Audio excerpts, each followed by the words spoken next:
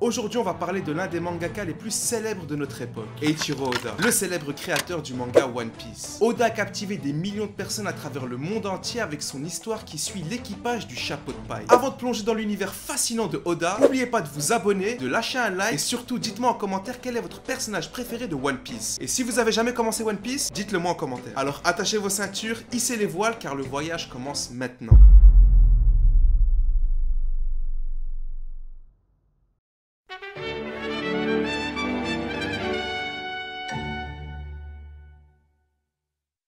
Eiichiro Oda voit le jour le 1er janvier 1975 à Kumamoto, une ville à l'ouest du Japon. Depuis petit, Oda sait ce qu'il voulait faire plus tard, devenir mangaka. Et au-delà du fait qu'il voulait faire ça par passion, il a choisi ce métier parce qu'il voulait pas avoir un travail ordinaire. Et dès la primaire, il commençait déjà à dessiner. C'est également un enfant qui se passionne pour les pirates et les vikings, notamment grâce au manga Vic le Viking. À cette époque, Captain Tsubasa avait énormément de succès dans le Weekly Shonen Jump. Et c'est à peu près à ce moment-là que le Shonen Jump a commencé à publier le manga le plus célèbre de l'histoire. Le père des mangas modernes, l'ultime manga Dragon Ball, écrit par Akira Toriyama. Oda a complètement accroché à l'histoire de Toriyama et ça va avoir énormément d'influence sur son style artistique et sa manière de raconter des histoires. Et ça pendant de nombreuses années. Contrairement à beaucoup d'autres qui abandonnent l'idée de devenir mangaka en grandissant, Eiichiro Oda était déter. Il va commencer à élaborer des idées et des croquis sur un futur manga de pirates. Quelques années plus tard se transformera en One Piece. Mais on y reviendra un peu plus tard. Lors de sa première année de lycée, il a fait le choix de quitter le football pour se consacrer à sa vraie passion qui est le manga. En 1992, alors qu'Oda est âgé de 17 ans, il se passionne pour le prestigieux prix Tezuka, qui est organisé par la Shueisha. Mais qu'est-ce que c'est que la Shueisha ?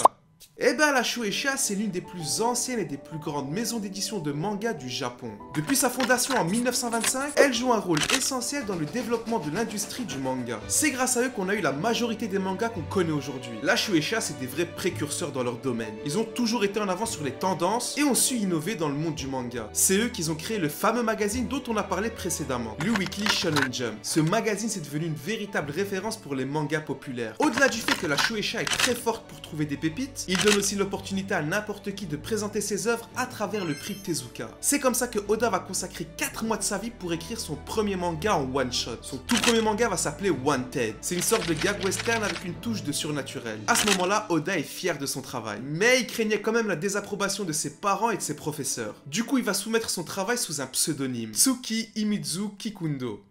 Très compliqué à dire, très complexe.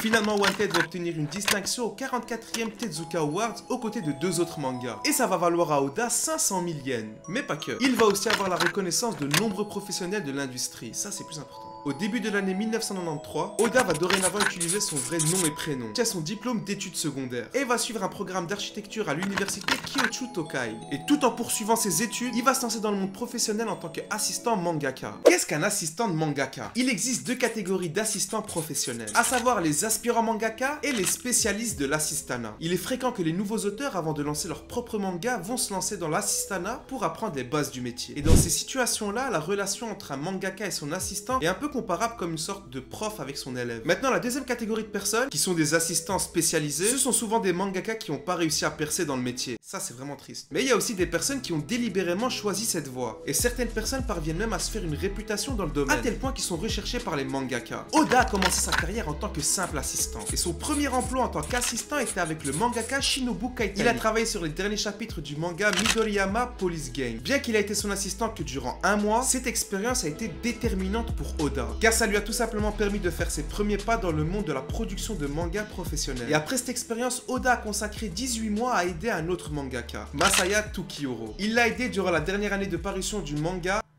Jungle King Tarshan.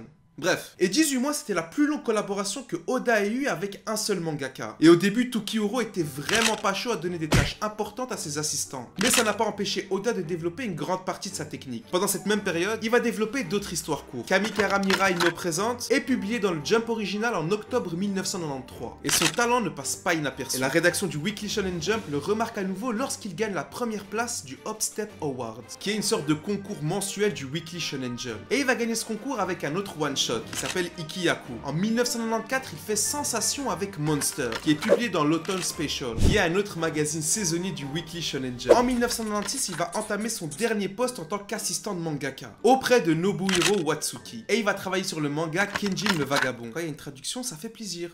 ou alors quand le titre est simple. Et à cette époque, Watsuki était l'un des mangaka les plus célèbres du Shonen Jump. Et la différence entre Tukioro et Watsuki, c'est que Watsuki était un peu plus facile à vivre. Il donnait la possibilité à ses assistants de participer davantage à son travail. Mais... parce qu'il y a un mais, c'est qu'à côté de son job d'assistant, il envoyait des brouillons d'histoires qu'il créait. Et ils se faisaient tous refuser. Finalement, dans une tentative de dernier recours pour obtenir une publication, il va développer la série pirate qu'il avait conceptualisée durant ses années lycée. Et ce projet s'intitule Romance Down. Et à son grand soulagement, Romance Down a impressionné l'éditeur Kuchima, au point d'obtenir l'approbation pour poursuivre le développement. Et rapidement, il va être publié dans le Summer Special du Shonen Jump en 1996. Et cette publication met la majorité des lecteurs japonais d'accord. Et ça moment-là que tout va commencer pour Oda. Et pratiquement au même moment où Romance Down a été publié, Takanori Asada arrive. C'est un nouvel éditeur chargé des futures parutions du Weekly Shonen Jump. Asada va aider Eiichiro Oda. Asada s'est arrangé pour que Oda comble un créneau à venir dans le Shonen Jump. En gros, c'était le moment pour Oda de rentrer dans le game. Pas directement saisir cette opportunité qui est très rare. Oda va produire un deuxième brouillon de Romance Down en seulement 2 semaines. Et cette seconde parution est un énorme succès. Mais les supérieurs d'Asada sont restés sceptiques quant au concept des pirates. Et ils ont plusieurs fois refusé de publier de manière hebdomadaire. Asada a dû limite supplier ses supérieurs pendant plusieurs mois. Et en mai 1997, One Piece a obtenu l'approbation pour être publié de manière hebdomadaire dans le Weekly Shonen Jump, marquant ainsi le début de la carrière de Oda en tant que mangaka à part entière.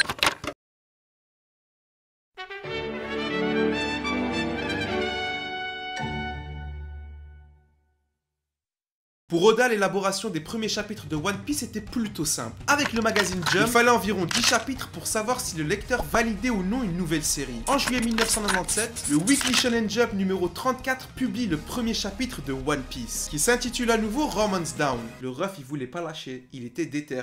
Il a utilisé ce titre 45 fois. Oda!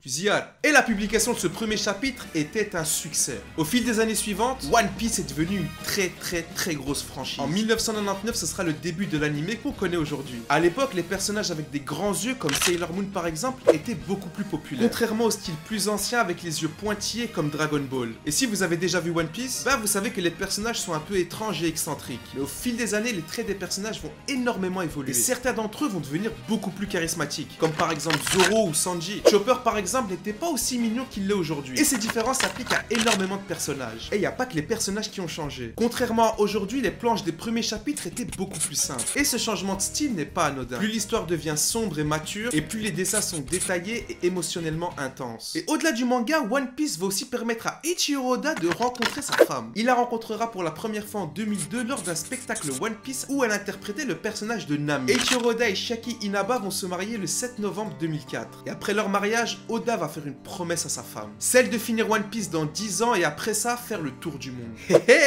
Je pense que vous avez compris. Il n'a pas tenu sa promesse. Il a même affirmé à son éditeur qu'il était prêt à mourir pour One Piece. Donc sa femme... on verra après. Le manga atteint la barre des 170 millions d'exemplaires vendus. Il bat ainsi le précédent record détenu par Dragon Ball, qui était de 150 millions d'exemplaires. Aujourd'hui, One Piece est le manga le plus vendu dans le monde avec plus de 500 millions d'exemplaires dans 42 pays.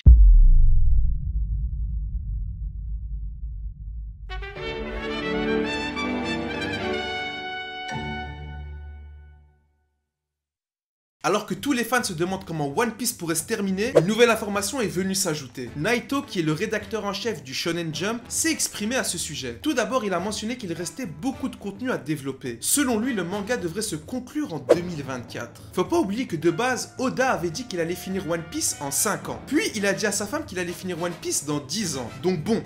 on peut dire que Eiichiro Oda lui-même n'est pas une source fiable. On est actuellement en 2023. Et perso, je pense pas que One Piece va se finir l'année prochaine. Je rajouterai au minimum 3-4 ans, si ce n'est plus. Actuellement, on peut dire une chose, c'est que Oda est vraiment trop fort. Il a réussi à garder de nombreux mystères autour de son manga. Et malgré les quelques spoilers qui circulent sur internet, on ne connaît toujours pas la fin de One Piece. Tout ce qu'on espère, c'est que la conclusion sera à la hauteur, bien écrite et captivante.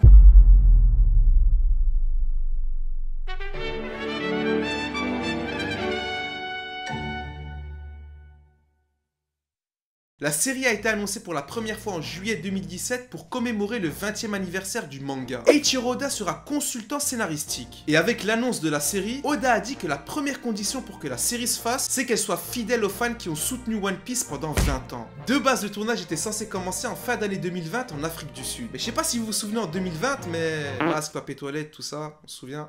Si. Du coup, le tournage a été repoussé. Et en novembre 2021, les acteurs qui incarneront l'équipage du chapeau de paille sont dévoilés. Inaki Godoy jouera Monkey D. Luffy. Maki New incarnera Roronoa Zoro. Emily Rudd sera Nami. Jacob Gibson jouera Usopp. Et enfin, Taz Skyler interprétera Sanji. Au mois de mai 2023, Oda va faire une annonce concernant la série. Il précise que la sortie du live action ne se fera pas tant qu'il est pleinement satisfait du résultat. Mais c'est le 22 juillet 2022 que le premier vrai trailer sort. Et à la grande surprise de tout le monde, la majorité des fans ont validé le projet. Pour ceux qui ne le savaient pas, l'adaptation en live action de manga, ça date pas d'hier. En général, ces adaptations ont souvent floppé.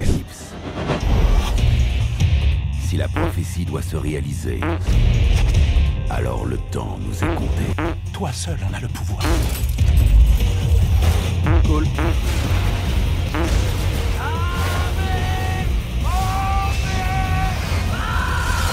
Dragon Ball Evolution.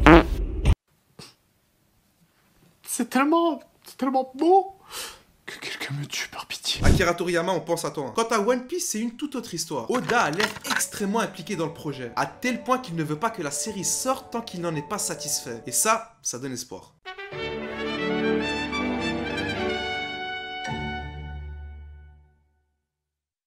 Vous avez sûrement déjà entendu l'histoire de Hinati Fujinami, l'enfant japonais qui allait mourir des suites d'un cancer du poumon. Si vous connaissez pas, je vais vous raconter en vite fait. La fondation Make-A-Wish a permis de réaliser la dernière volonté de Hinati, et ce qu'il voulait par-dessus tout, c'était de connaître la fin de One Piece. Oda aurait rendu visite à l'enfant en personne, et lui aurait raconté la conclusion de One Piece.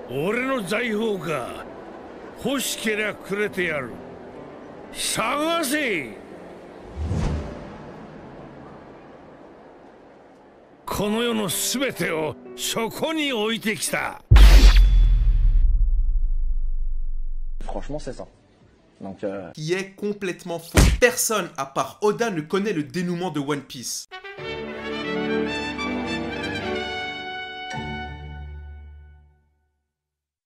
Pour ceux qui ne le savaient pas, One Piece a dû être censuré. Lorsque Ace a fait sa première apparition, il arborait un tatouage représentant le symbole de Barbe Blanche. Mais c'était pas le symbole qu'on connaît tous. De base, c'était une croix gammée inversée qu'on appelle Manji. Ce changement a été imposé pour éviter toute controverse.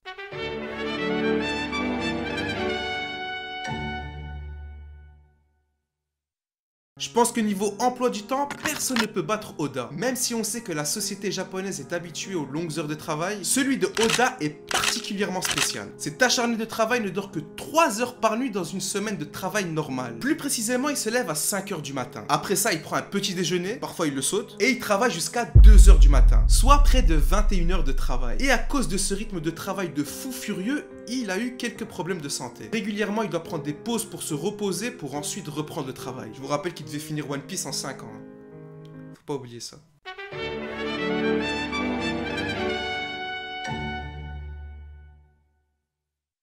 En conclusion, Eiichiro Oda est un mangaka extraordinaire. Il a captivé des millions de fans à travers le monde entier avec son œuvre emblématique, One Piece. Malgré son immense succès, il est resté humble et proche de ses fans. Sa détermination et son perfectionnisme sont légendaires, mais ils ont également un prix. Les longues heures de travail et le désir de tout faire lui-même ont eu un impact sur sa santé. Cela ne l'a jamais dissuadé de poursuivre son rêve et de donner vie à l'extraordinaire univers de One Piece. Sa passion, son dévouement et son amour pour son travail ont créé un univers légendaire. Un univers qui perdurera bien au-delà de la dernière page de One Piece.